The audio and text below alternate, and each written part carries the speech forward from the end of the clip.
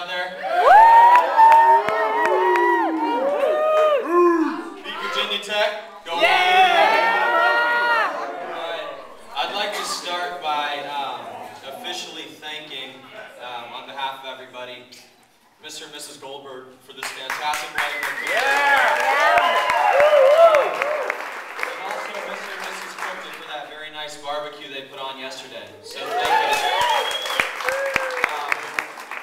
What a great event. I've counted guests from 15 states.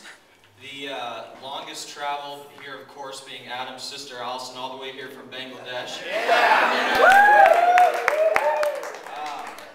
My name's Ben Horn. I'm the best man. Man,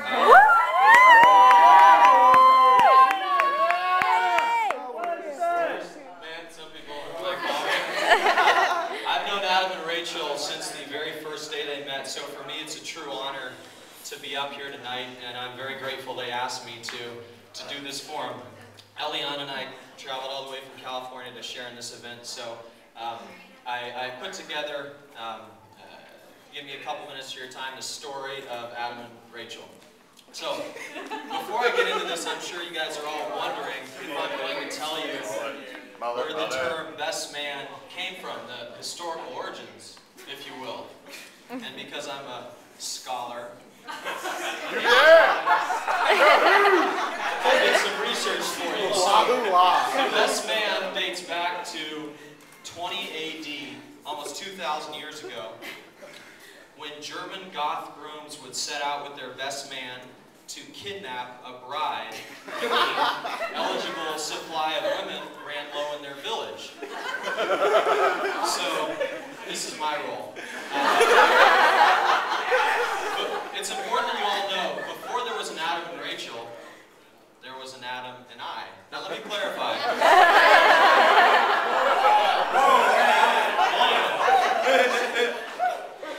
I met Adam my first year at the University of Virginia, an amiable, long-legged Yorktown native. I say long-legged. Adam's legs account for about 2/3 of his body. If I recall, the first time I met Adam, he was wearing his infamous bright orange sweater, eating candy, and playing piano in his dorm room.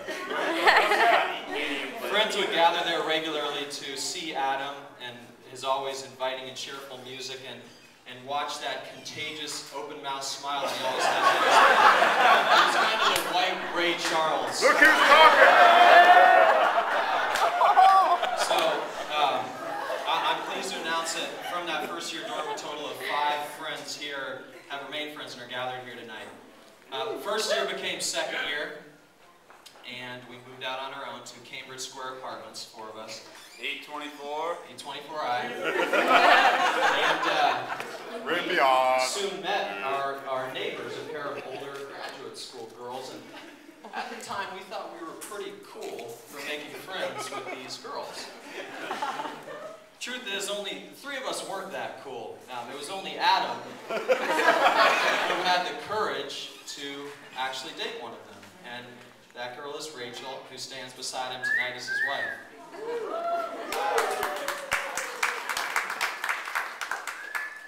Read a book. Yeah. At the time, Rachel thought her man was the cat's pajamas. You know, he was the boss man. He was nice. That was the most important thing. He was funny, smart, tall, dark, and handsome. But there were a few things she didn't know about Adam at the time that only his roommates and I knew. So I'd like to tell you what those are. Andy, Paul, and I would be amazed at these things. For one, Adam took very seriously his physical health. So in the mornings when Andy, Paul, and I would be getting ready to go to class, scrambling, sometimes tired, we'd look over at Adam. He'd be sound asleep in his bed. We'd come home from our afternoon class. There he was resting. He took it very seriously. Secondly, he was a genius scheduler. He could organize his time unlike anybody I've ever seen. He would find ways to free up time in his day by skipping tasks that you or you or me might find interesting or important. Laundry, for example. Sometimes for weeks, maybe a month.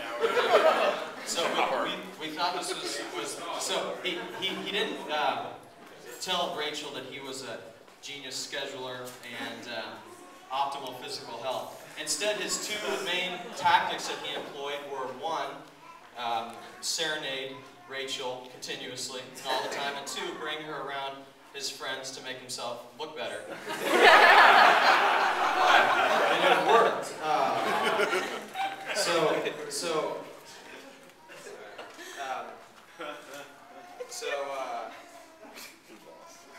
Help him out. Get it together. In all seriousness, Adam was able to capture the heart of Rachel because of his big heart. I'm honored to, I couldn't ask for a better friend. He's the kind of guy that will give you the shirt off his back. What you see with Adam is what you get. And because he's such a great guy, he was actually able to avoid a couple bumps in the road. Let me tell you one. Our third year, he lived with 5 friends in a house we called 332A. And at one point, Rachel refused to come over to the house anymore. Apparently, she didn't like the mounting piles of trash accumulated Adam's literally cubicle-sized room in a Domino's pizza box that served as his window for that year. We didn't understand it. But to me, they've been the perfect match ever since I've known them. And to me, they're two peas in a pod, Those qualities I mentioned about Adam, he wouldn't have been able to attract such a fantastic girl that is Rachel. And I think you guys make a great pair.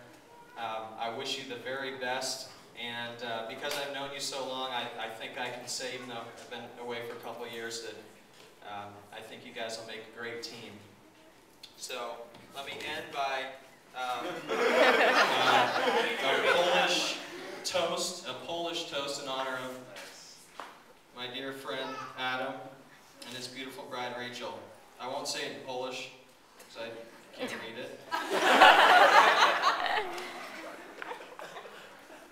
I wish you our Lord's abundant blessings, that you might always live in mutual love